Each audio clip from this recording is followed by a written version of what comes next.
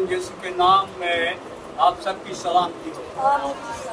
अपने हाथ को बढ़ाइए और जहाँ जहाँ तक भी जब आप ये सलामती देते हैं तो मुंह से बोला करें, खुदावंद यीशु की सलामती आपके साथ हो। हमारा खुदावंद यीशु मसीह प्रिंस ऑफ पीस है। हालेलुया। वो सलामती का शहजादा है और वो अपनी सलामती से अपने लोगों को हमेशा भरता। हालेलुया। ताकि शुक्रगुजारी करते हैं इन खूबसूरत लम्हों के लिए जो खुदावंद ने आज अपने लोगों को बख्शे हैं। Thank you Jesus. एक बात खास ख्याल रखिएगा, नेक्स्ट वीक कोशिश कीजिए कि आप खुदा के घर में हो। एक बड़ा अहम मौजू है जिस पे बात करना है और जब हम खुदा के कलाम से रहनुमाई लेंगे तो बहुत सी गलत फहमियां दूर हो जाएंगी। ये आइंदा हफ्ते की मैं बात कर रहा हूँ। तो अगले हफ्ते कोशिश कीजिए कि आप खुदा के घर में हो। ठीक है ना? आप हमेशा मौजूद होते हैं, लेकिन आज सुबह मैं एक बात पे गौर कर रहा था तो खुदा ने बहुत सी बातें मुझे सिखाई। तो मैं चाह रहा था कि मैं इसको एक बाकायदा शक्ल दूं खुदा की रहनुमाई में और फिर कलीसिया के साथ उसको बांटा जाए। हालेलुया। खुदा हमारा सिखाने वाला खुदा है। हम हमेशा उसके शागिर्द हैं और जब हम शागिर्दियत में खुदा की शागिर्दियत में आ जाते हैं तो खुदा हमें बहुत कुछ सिखाता है। हालेलुया। Thank you Jesus. आइए खुदा के कलाम की तरफ ध्यान देंगे। इमसाल 21वां बाब मेरे साथ निकालिए। उसकी एक आयत है, उसको हम पढ़ेंगे, फिर आहिस्ता आहिस्ता आगे कदम बढ़ाएंगे। कलाम खुदा के अंदर इमसाल 21वां बाब आयत नंबर 31। बड़े ध्यान से खुदा के कलाम को सुनिएगा। कलाम खुदा में लिखा है, हालेलुया, जंग के दिन के लिए घोड़ा तो तैयार किया जाता है। जंग के लिए क्या तैयार किया जाता है? घोड़ा तैयार किया जाता है। लेकिन फतहयाबी खुदावंद की तरफ से है। कलाम के पढ़े और सुने जाने पर खुदावंद की बरकत हो। आमीन। इस आयत को हम दो तरह से ले सकते हैं। घोड़ा एक जंगी लवासम है। इस तरह से जंग के और बहुत से लवासमात हैं। तलवार है, बर्छी है, हथियार बंद होना, शर्रा बख्तर पहननी, अपने सर पे खोर लोहे का डालना और उनके साथ साथ घोड़ा भी जो है ये बड़ा लाजमी जुज़्व है जंग के लिए। इस हवाले को हम दो तरह से देखते हैं। आज सुबह हम इस बात को सीखेंगे कि ईमानदार की जिंदगी के अंदर हर काम जो है वो खुदा की मर्जी का मोहताज है। हमारी जिंदगियों के अंदर ईमानदारों की बात हो रही है, खुदा के लोगों की बात हो रही है। जितने भी काम होते हैं ये खुदा की मर्जी से होते हैं। दूसरा इसका अहम पहलू, जो खास पहलू है, वो हम ये सीखेंगे कि ईमानदार की जिंदगी के अंदर अगर कोई जलाल पाता है तो वो कौन है? हमारा खुदा।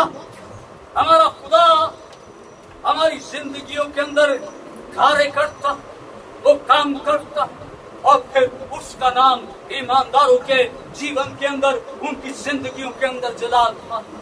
इस आयत के अंदर भी खुदा का जलाल मौजूद है। जिस तरह से हमने पढ़ा कि जंग के दिन के लिए घोड़ा तो तैयार किया जाता है, लेकिन फतहयाबी कहां से आएगी? फतहमंदी कौन बख्शेगा? घोड़ा बेकार हो जाता, जंगी हथियार अपनी हैसियत खो देते अगर खुदा की तरफ से वो फतहमंदी ना हो तो। पैदाइश की किताब के 14वें बाब के अंदर लिखा है, इब्राहिम के वक्त की बात हो रही है, बड़े ध्यान से सुनिएगा। इब्राहिम के जमाना में 5 बादशाह एक तरफ, 4 बादशाह एक तरफ, ये 9 बादशाह आपस में जंग करते हैं। और फिर ये होता है कि बादशाहों का एक ग्रुप जीत जाता है और वो जीता हुआ बादशाहों का जो ग्रुप है वो सदूम और अमूरा के अंदर लूट मार करता है और फिर वो कई लोगों को भी अपने साथ ले जाता है और उन कैदियों के अंदर लूट इब्राहिम का भतीजा भी था। जब इब्राहिम को यह खबर मिलती है तो वो कि मेरे भतीजे को असीर करके ले गए हैं, तो उसके साथ 318 लोगों को वो अपने साथ लेता है और उन बादशाहों का पीछा करता है। एक बादशाह नहीं है, 2 बादशाह नहीं, 3 बादशाह नहीं, 4 बादशाह और उनकी अफवाज, एक बड़ा और लश्कर है। और इब्राहिम के साथ कितने लोग हैं? कितने लोग हैं? 318 लोग। और वो 318 लोगों को लेता है और उन बादशाहों के ऊपर जा पड़ता है और फिर अपने भतीजे को, दीगर लोगों को वो आजाद करवा लेता है। कितने लोगों के साथ खुदा ने फतहमंदी बख्शी? खुदा के नजदीक इंसानों की तादाद कोई माने नहीं रखती है। वो लश्करों का खुदा कितने लोगों के दरमियान में आ जाता है? 2 या 3 के दरमियान आ जाता। फिर इब्राहिम फतहयाब होकर लौटता है। जंग के लिए तो गया है, लेकिन फतहमंदी किसने दी है? ये फतहयाबी जो है ये खुदा की तरफ से मिली। इसका मतलब है ईमानदारों, अगर आप अपनी जिंदगी के अंदर खुदा के लोगों, अगर आप अपनी जिंदगी के अंदर खुदा से मदद लेकर आगे बढ़ेंगे तो वो अपने लोगों को कैसा गलबा देता है? फतह से बढ़कर, सिर्फ फतह नहीं, फतह से बढ़कर गलबा देता। क्योंकि फिर जब वो आ जाता है फिर जंग आपकी नहीं रहती है, फिर वो किसकी जंग है? वो खुदा की जंग। हालेलुया। पहला शमूएल उसके 17वें बाब के अंदर एक वाक्य है, सुनिए। उस एक बड़ा मैदान जंग है, फिलिस्ती और इस्राएल आमने सामने है और जाती जूलियत, फिलिस्तियों का एक पहलवान सिपा सलार, जंगी और साठ से लेस जंग का तजर्बा रखने वाला शख्स 40 दिन तक इस्राएलियों को ललकारता है। उनके पास घोड़े हैं इस्राएलियों के पास, लेकिन फतहयाबी नहीं है। फतहयाबी के लिए खुदा ने लश्कर का इस्तेमाल नहीं किया। दाऊद जाती जूलियत के सामने जा खड़ा हुआ और उसको कहता है कि तू तलवार, भाला, बर्छी लेकर आया है, लेकिन मेरे साथ कौन है? मेरे साथ कौन है? मेरे साथ लश्करों का खुदा है। जंग के लिए घोड़ा तैयार किया जाता, लेकिन फतहमंदी कौन देता है? फतहमंदी खुदा की तरफ से। खुदा ने उस लश्कर के साथ इस्राएल को फतहमंद नहीं किया, सिर्फ फलाखन का एक पत्थर, 5 पत्थर उसने उठाए हैं, एक पत्थर इस्तेमाल किया है और उसने फलिस्तियों को पिछाड़ दिया। क्योंकि इसके साथ कौन था? इस लश्करों का खुदा इस्राएलियों के भी साथ था, लेकिन उस सारे लश्कर ने उसके नाम की तकदीस नहीं की, उसके नाम का इकरार नहीं किया, इसलिए वो शिकस्त खुर्दा हो गए। एक शख्स इसके पास घोड़ा भी नहीं है, तलवार भी नहीं है, लेकिन इसके साथ कौन है? कौन है इसके साथ? लश्करों का खुदा इसके साथ। जंग के लिए घोड़ा तैयार किया जाता, लेकिन फतहमंदी खुदा की तरफ से। हर काम खुदा करता।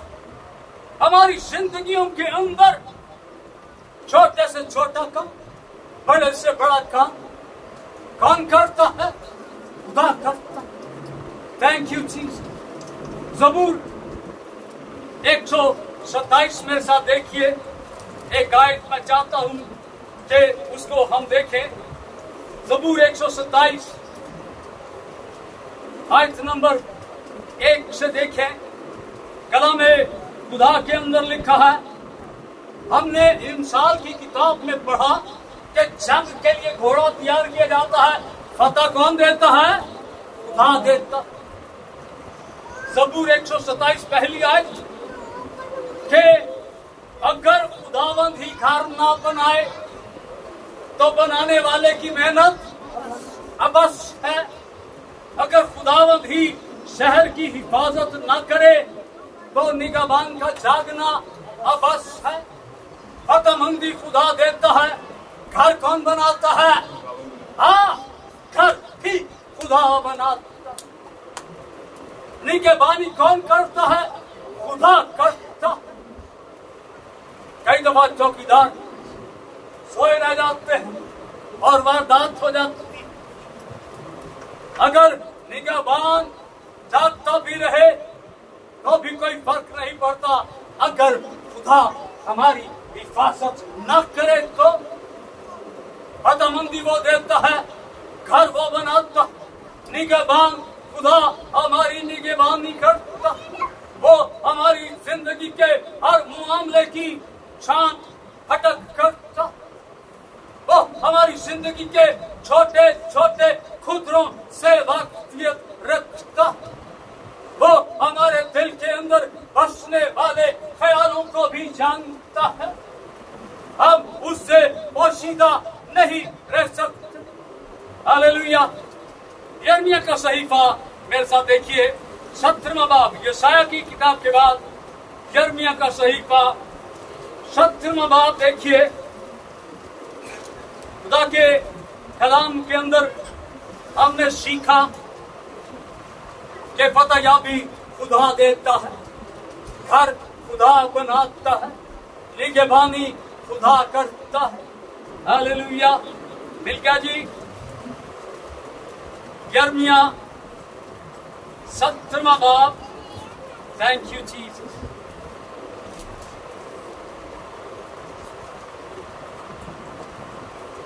आयत नंबर, थैंक यू लॉर्ड, 14 देखिए मेरे साथ। मिल गया जी। यिर्मयाह 17वां बाब आयत नंबर 14। बड़े ध्यान से सुनिएगा। खुदा का कलाम फरमाता है, ऐ खुदावंद तू शिफा बख्शे तो मैं शिफा पाऊंगा। तू फतहमंदी दे तो मैं फतहयाब होऊंगा। तू घर बनाए तो मैं उस घर में रहूंगा। तू निगहबानी करे तो मैं महफूज हो जाऊंगा। तू शिफा दे तो मैं शिफा पाऊंगा। शिफा कौन देता है? खुदावंद शिफा का मंबा है। तू ही बचाए तो मैं बचूंगा। अगर वो हमें ना बचाए, थैंक यू जीसस। पतरस डूबता है, लहरें परेशान कर देती है। ध्यान किसकी तरफ जाता है? किसकी तरफ ध्यान जाता है? ऐ खुदावंद मुझे बचा। और फिर बचाने वाला आ गया। यीशु ने अपने हाथ को बढ़ाया है और पतरस को बचा लिया है। तू बचाए तो मैं बचूंगा। तू फतेहमंदी दे तो मैं फतेहमंद हूंगा। हम चाहते सोचते हैं 2 दिन की दुआ कर लिए तो हम फतेहमंद हो गए हैं। और ये तो सारी जिंदगी का काम है। बिला नागा दुआ कर, हर रोज उसके हुजूर में झुक, हर रोज अपनी खताओं का इकरार कर, हर रोज उससे जोर मांग। ये एक दिन का काम नहीं है, ये रोज की प्रैक्टिस है। हालेलुया। तू फतेहयाबी दे तो मैं फतेहयाब हो जाऊंगा। तू मेरा घर बनाए तो मेरा घर बस जाएगा। तू मुझे शिफा दे तो मैं शिफा पाऊंगा। तू मुझे बचाए तो मैं बचूंगा। एक माहिर तैराक है पतरस, तैरने वाला मछेरा है। पानी के साथ, पानी की मौजों के साथ खेलने वाला शख्स है। सारी जिंदगी पानी के अंदर गुजर गई है। लेकिन जब कुमक लेने का वक्त आया है तो उसने अपने साथियों को नहीं कहा सारे मछेरे हैं। किसको कहा? किसको कहा? यीशु को कहा। तू बचाए तो मैं बचूंगा। हालेलुया। अजीजों, ज़बूर 143 की 9वीं आयत के अंदर लिखा, ऐ मेरे खुदा मुझे मेरे सारे दुश्मनों से बचा। कितने दुश्मनों से बचा?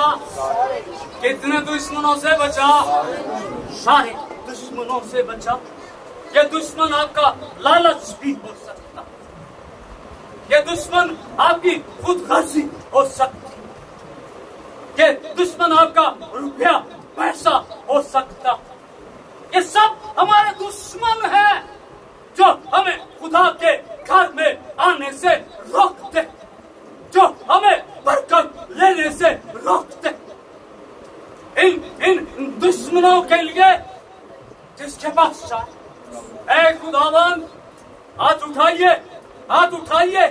ऐ खुदावन मुझे मेरे सारे दुश्मनों से बचा। आमीन। हाँ, क्योंकि अगली आयत क्या? अगली आयत है आयत का हिस्सा, क्योंकि मैं पनाह के लिए तेरे पास भाग आया। तो कहता है खुदावंदा मैं दुश्मनों में घिर गया हूँ, मुझे बचा, क्योंकि मैं पनाह के लिए तेरे पास भाग आया। हाँ, मौत के साया की वादी में से मेरा गुजर हो, कितनी बलाओं से, हाँ, किसी बला से, किसी दुश्मन से मैं नहीं डरूंगा। थैंक यू मूसा की दुआ। Thank you Lord. ज़बूर 91, या या रब तू मेरी बना है।